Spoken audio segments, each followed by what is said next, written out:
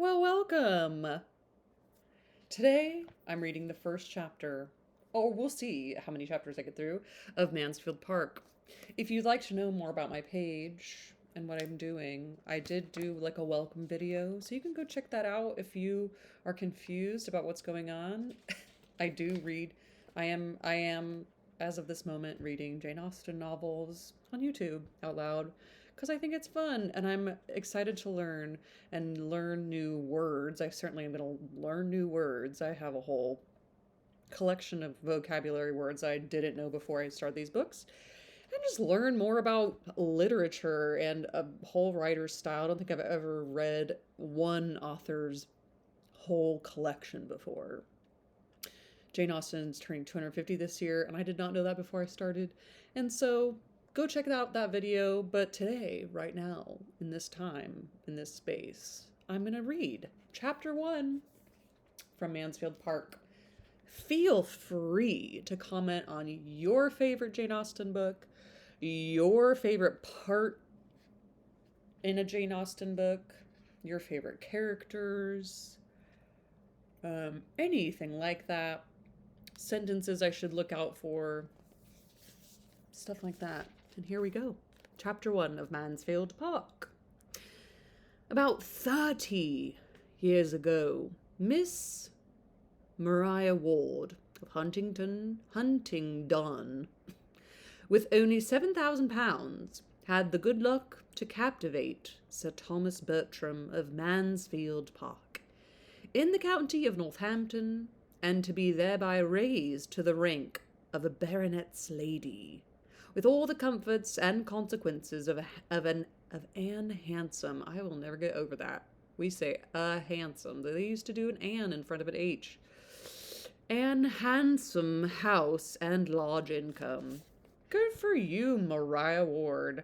I do want to know what a baronet's lady is.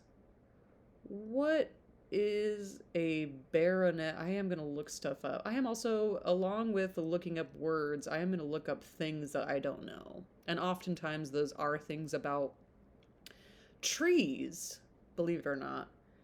What is a baronet's title? What is that? A man holding the lowest hereditary British title, below a baron, but above a knight. Oh, a baronet. A baronet is addressed as Sir and may add Bart to his name. Sir John Doe Bart. Wow. Baronet. Yeah, baronet. Our baronet's royalty. The baronetage is not part of the peerage, nor is it an order of knighthood. Is a baronet, is that a baronetess? It is! Lady. The wife of a baronet is typically referred to as lady. Oh, this is a courtesy title and she's not technically a baronetess, which is a title reserved for a woman holding the rank of a baronet in her own right. Oh, if the baronet is Sir John Smith, his wife would be Lady Smith. Oh, wow, I didn't know that. Baronetess in their own right use dame also before their first name, while wives of baronets use lady, followed by the husband's marital surname. This is a long-standing courtesy. Wow, okay. So it says baronet lady. Maria Ward was a baronet's lady. Good for her. So we're starting out great for Maria Ward. She's got Sir Thomas. She's living in Mansfield Park. She's got a handsome house and a large income. Starting out great. Also, Jane Austen, thank you for starting out with Miss Maria Ward and not talking about Sir Thomas Bertram first and then saying his wife was Miss Maria Ward. Love that. All Huntingdon exclaimed on the greatness of the match, and her uncle, the lawyer himself, allowed her to be at least £3,000 short of an equitable claim to it. She had two sisters, to be benefited by her elevation, and such of their acquaintance as thought Miss Ward and Miss Frances quite as handsome as Miss Maria, did not scruple to predict their marrying with almost equal advantage. But there certainly are not so many men of large fortune in the world, exactly, as there are pretty women to deserve them. There are certainly not so many men of large fortune in the world as there are pretty women who deserve them. Exactly. That's exactly what I'm saying. Pretty women who deserve things have to settle, because there aren't as many men with large fortunes. Do you see what I'm saying? Miss Ward, at the end of half a dozen years, found herself obliged to be attached to Reverend Mr. Norris, a friend of her brother-in-law with scarcely any private fortune, and Miss Frances fared yet worse. This is her sisters. Okay.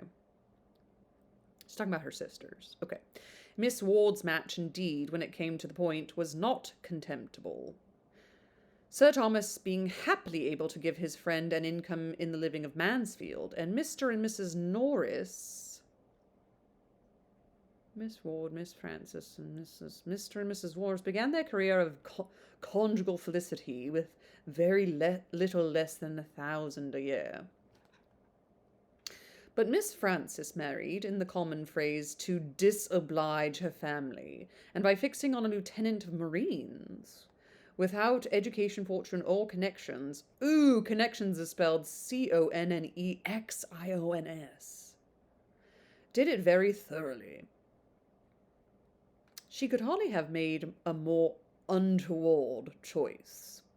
Sir Thomas Bertram had interest, which, from principle as well as pride, from a general wish of doing right, and desire of seeing all that were connected with him in situations of respectability, he would have been glad to exert for the advantage of Lady Bertram's sister. But her husband's profession was such as no interest could reach, and before he had time to devise any other method of assisting them, an absolute breach between the sisters had taken place. Oh, no.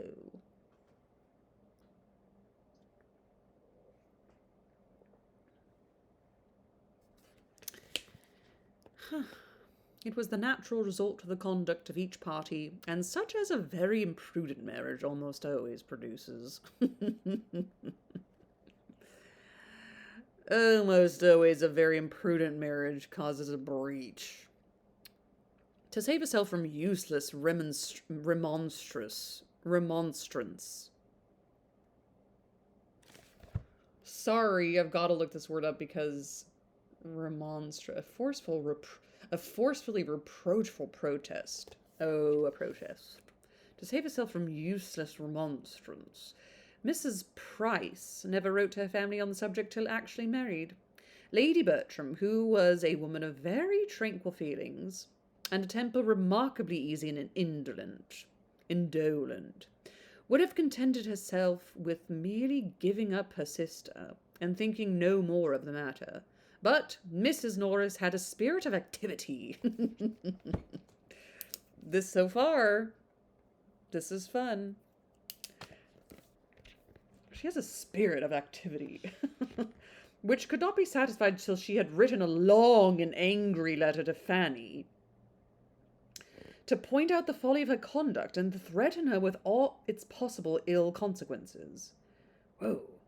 Mrs. Price, in her turn, was injured and angry, and an answer which comprehended each sister in its bitterness, and bestowed such very disrespectful reflections on the pride of Sir Thomas and Mrs. Norris could not possibly keep to herself, put an end to all intercourse between them for a considerable period. Mrs. Norris could not possibly keep to herself. Right, Mrs. Norris. I'm clocking Mrs. Norris right now, because she's so, the infamous Mrs. Norris is all I've heard about. I'm confused about something. There's a Miss Ward, there's a Miss Frances, and there's a Miss Maria. Mr. and Mrs. Norris. When did we hear about Fanny? Was this the first time we've heard about Fanny Price? Mrs. Price. To save herself from using Mrs. Price. Huh. Price. Okay.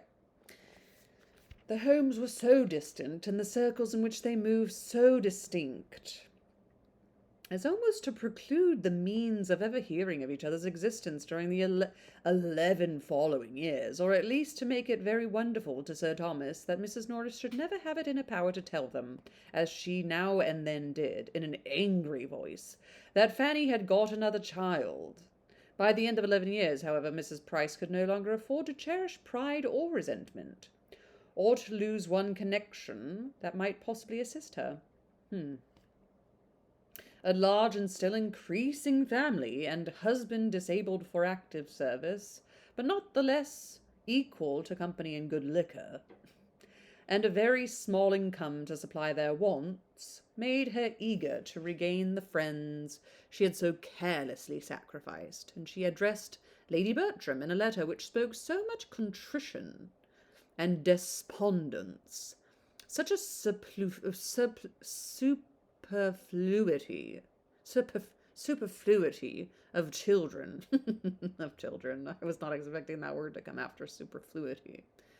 And such a want of almost everything else as could not but dispose them all to a reconciliation. She was preparing for her 9th lying in, and after bewailing the circumstance, and imploring their countenance as sponsors to the expected child, she could not conceal how important she felt they might be to the future maintenance of the age already in being. That's a funny way of talking about a child. The future maintenance of the 8 already in being. I did say I think she is a Buddhist. She seems like a little bit of a Buddhist to me. Her eldest was a boy of 10 years old, a fine-spirited fellow who longed to be out in the world, to be free. But what could she do? Was there any chance of his being hereafter useful to Sir Thomas on the concerns of his West Indian property? No situation would be beneath him. Or what did Sir Thomas think of Woolwich? Or how could a boy be sent out to the East? The letter was not unproductive. It re-established peace and kindness. Sir Thomas sent friendly advice and professions. Lady Bertram dispatched money and baby linen. And Mrs. Norris wrote the letters. Such were its immediate effects, and within a 12-month, which we know as a year, I'm learning so much, a more important advantage to Mrs. Price resulted from it. Mrs. Norris was often observing to the others that she could not get her poor sister and her family out of her head, and that, much as they had all done for her, she seemed to be wanting to do more, and at length she could not but own it to be her wish that poor Mrs. Price should be relieved from the charge and expense of one child entirely out of a great number. Well, that's sweet. She says, I wish I could do more. Let me take a child off your hands since you're going to have 9. What does Mrs. Price's voice sound like? She's about to speak. What does her voice sound like? I did think for a while that I wanted to do Audible, and then right when I started reading books out loud, I was like, oh my gosh, you have to keep track of all of these characters. I'm listening to Red Rising right now, and this man who reads this book on Audible goes from like Irish to like British English to like a different British accent to like an American accent and back to, it's incredible. And to hear it all just like bing, bang, boom, boom, boom. And I know they can edit, but which sounds like a whole other nightmare in itself. Not nightmare, but like a whole other creative process. I instantly, when I started reading out loud, I was like, oh, right. I have to make Mr. Bennet's voice sound like him every time. And if there's a different man in the book, I have to make that person sound different from Mr. This is crazy. There's so many characters. Okay. So Mrs. Who's about to relieved to the charge? Okay, Mrs. Norris is about to talk. What if they were among them to undertake the care of her eldest daughter, a girl now 9 years old, of an age to require more attention than her poor mother could possibly give? The trouble and expense of it to them would be nothing compared with the benevolence of the action. Oh, Lady Bertram agreed with her instantly. I think we cannot do better, said she. Let us send for the child. Bring me the child. Okay. Wow, I'm really getting giddy about this because I don't know anything about it. Okay, Sir Thomas could not give so instantaneous and unqualified a consent. He debated and hesitated. It was a serious charge. A girl so brought up must be adequately provided for, or there would be cruelty instead of kindness in taking her from her family. He thought of his own 4 children, of his 2 sons, of cousins in love, etc. But no sooner had he had he deliberately begun to state his objections than Mrs. Norris interrupted him with a reply to them all, whether stated or not. My dear Sir Thomas, I perfectly comprehend you, and do justice to the generosity and delicacy of your notions, which indeed are quite of a piece with your general conduct. And I entirely agree with you in the main as to the propriety of doing everything one could by way of providing for a child one had in a manner taken into one's own hands. And I am sure I should be the last person in the world to withhold my mite upon such an occasion. Having no children of my own, who should I look to in any little matter I may ever have to bestow but the children of my sisters? I am sure Mrs. Norris is too just. But you know I am a woman of few words and professions. She's a woman of few words. It's this whole thing and this. You're a woman of few words. I see you, Jane. I see you, Jane. Woman of few words. And there's a whole friggin' paragraph. Where did it go? I'm a woman of few words. Well, I'm a woman of bad eyes, I guess. Where did it go? I'm a woman of few words and professions. Do not let us be frightened from a good deed by a trifle. Give a girl an education and introduce her properly into the world, and 10 to 1 but she has the means of settling well without farther expense to anybody. A niece of ours, Sir Thomas, I may say, or at least of yours, would not grow up in this neighbourhood without many advantages. I don't say she would be so handsome as her cousins, I dare say she would not, but she would be introduced into the society of this country under such very favourable circumstances as, in all human probability, would get her a creditable establishment. You are thinking of your sons, but do you not know that of all the things upon the earth, that is the least likely to happen, brought up as they would be, always together like brothers and sisters, it is morally impossible. I never knew an instance of it. It is, in fact, the only sure way of providing against the connection. Suppose her a pretty girl, and seen by Tom or Edmund for the first time 7 years hence, and I dare say there would be mischief. The very idea of her having been suffered to grow up at a distance from us all in poverty and neglect would be enough to make either of the dear, sweet-tempered boys in love with her. But breed her up with them from this time, suppose her to have the beauty of an angel, she will never be more to either than a sister. Okay, so cousins do be fallen in love, I guess, at this time. Huh.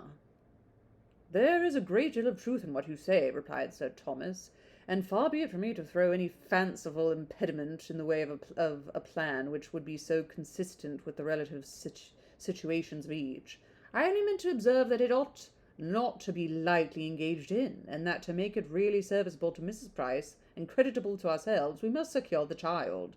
All consider ourselves engaged to secure her hereafter as the circumstances may arise. The provision of a gentlewoman, if no such establishment should offer as you are so sanguine in expecting.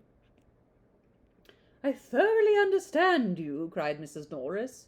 You are everything that is generous and considerate, and I am sure we shall never disagree on this point. Whatever I can do, as you well know, I am always ready enough to do for the good of those I love, and though I could never feel for this little girl the 100th part of regard I bear your own dear children, nor consider her in any respect so much my own, I should hate myself if I were capable of neglecting her. Is not she a sister's child, and I could bear to see her want while I had a bit of bread to give her? My dear Sir Thomas, with all my faults, I have a warm heart, and, poor as I am, would rather deny myself the necessaries of life than do an ungenerous thing. So if you are not against it, I will write my poor sister tomorrow and make the proposal, and as soon as matters are settled, I will engage to get the child into Mansfield. You shall have no trouble about it. My own trouble, you know, I never regard. I will send Nanny. Nanny? I will send Nanny to London on purpose, and she may have a bed at her cousin's the Sadler's, and the child be appointed to meet her there. They may easily get her from Portsmouth to town by the coach, under the care of any creditable person that may chance to be going. I dare say there is always some reputable tradesman's wife or other going up.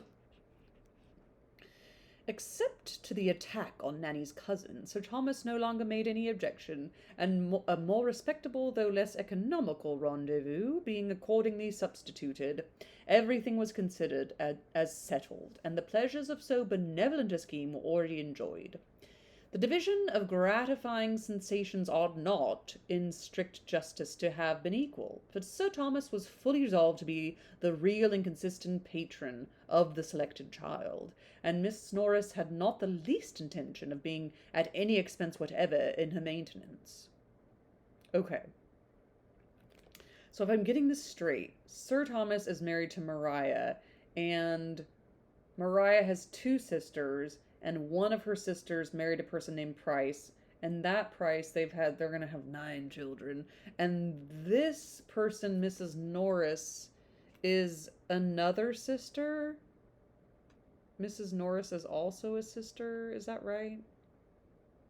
My reading comprehension needs help.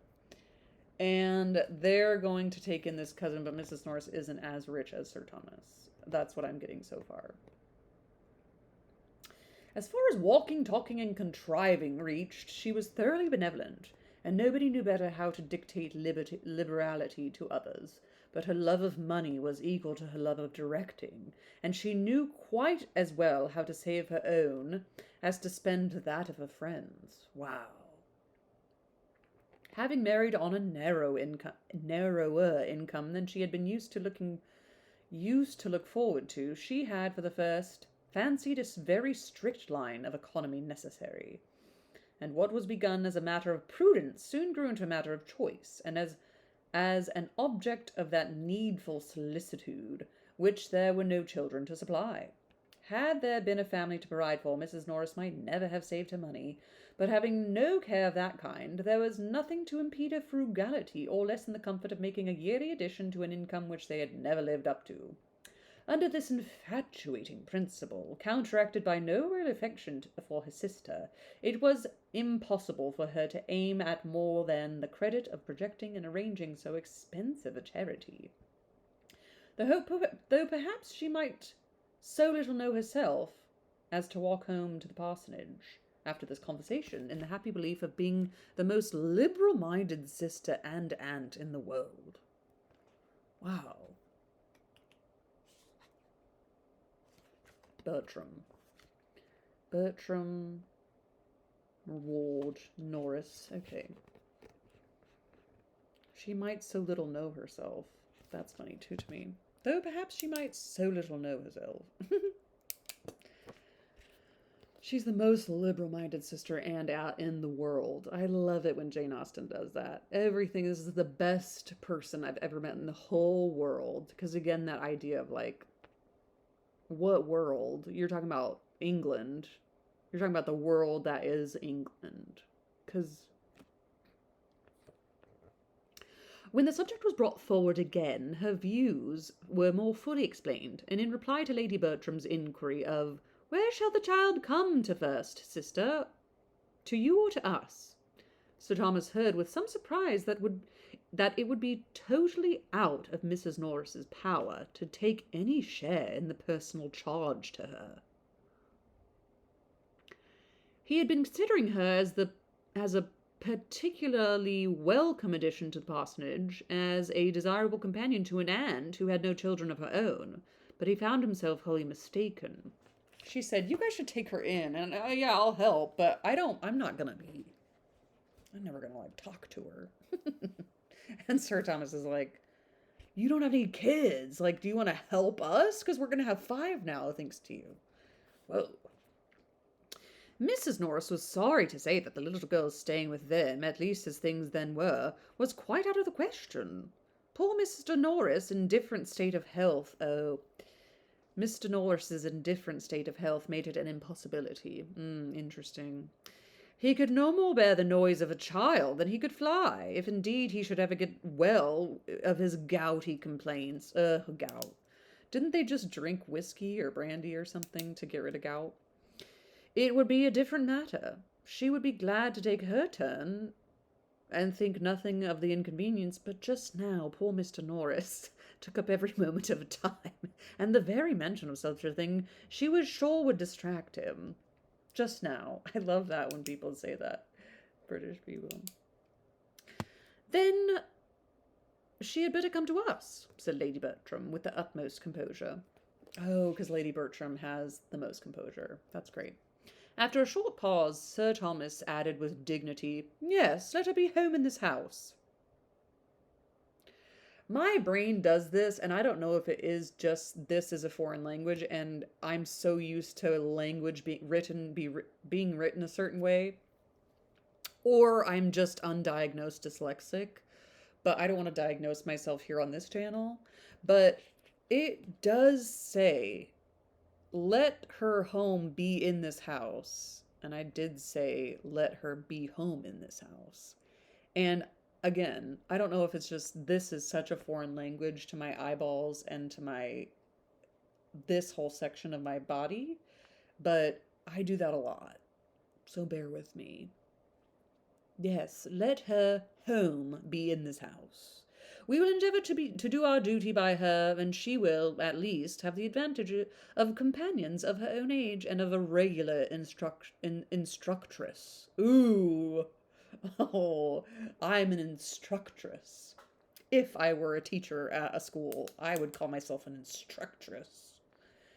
"Very true," cried Mrs. Norris, "which are both very important considerations, and it will be just the same to Miss Lee, whether she has 3 girls to teach or only 2. There can be no difference." I'll tell you how teachers are. Wow. "I only wish I could be more useful, but you see, I do all in my power." "I'm not one of those that spare their own trouble, and Nanny shall fetch her, however it may put me to inconvenience to have my chief counselor away for 3 days. This was your idea.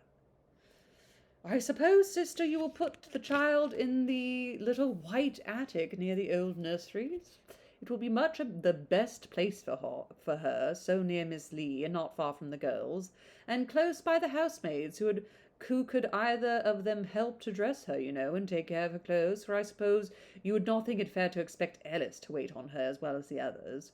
Indeed, I do not see that you could possibly place her anywhere else."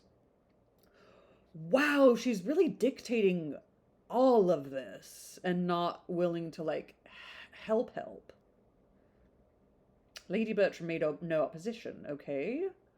I hope she will prove a well-disposed child," continued Mrs. Norris, "and be sensible of her uncommon good fortune in having such friends." Okay, she's 9, right? "Should her disposition be really bad," said Sir Thomas, "we must not, for our own children's sake, continue her in the family. But there is no reason to expect so great an evil. We shall probably see much to wish altered in her, and must prepare ourselves for gross ignorance, some meanness of opinions, and very distressing vulgarity of manner. But these are not incurable faults, nor, I trust, can they be dangerous for her associates. Had my daughters been younger than herself, I should have considered the introduction of such a companion as a matter of very serious moment. But as it is, I hope there can be nothing to fear for them, and everything to hope for her, for the associations." Wow. She's poor, so she automatically is going to be grossly ignorant and mean in some of her opinions and distressingly vulgar. Interesting. That is exactly what I think, cried Mrs. Norris, and what I am saying to my husband and what I was saying to my husband this morning. It will be an education for the child, said I, only being with her cousins. If Miss Lee taught her nothing, she would learn to be good and clever for them. I hope she will not tease my poor pug, said Lady Bertram. I have but just got Julia to leave it alone. They have a pug. Pugs were not as bad as I think they are now. The poor dogs that can't breathe, I feel bad for them. That's so funny that there's a pug involved in this book. The pug Jane Austen lore, that's funny. There will be some difficulty in our way, Mrs. Norris, observed Sir Thomas, as to the distinction proper to be made between the girls as they grow up. How to preserve in the minds of my daughters the consciousness of what they are, without making them think too lowly of their cousin. And how, without depressing her spirits too far, to make her remember that she is not a Miss Bertram. I should wish to see them very good friends, and would on no account authorize in my girls the smallest degree of arrogance toward their relation, but still they cannot be equals. Their rank, fortune, rights, and expectations will all be different. This is tricky. This is tricky. It is a point of great delicacy, and you must assist us in our endeavors to choose exactly the right line of conduct. Mrs. Norris was quite at his service. Sounds like she is. And though she perfectly agreed to him as to its being a most difficult thing, encouraged him to hope that between them it would be easily managed.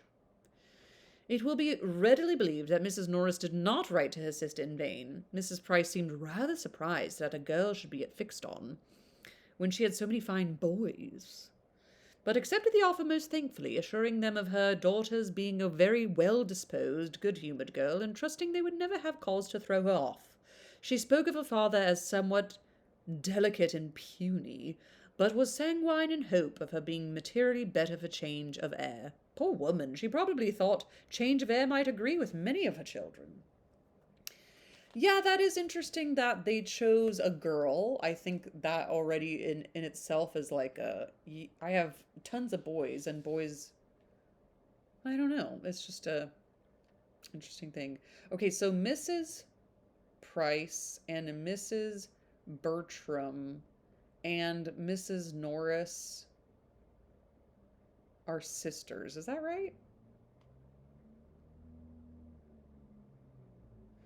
Just to like make sure my reading comprehension.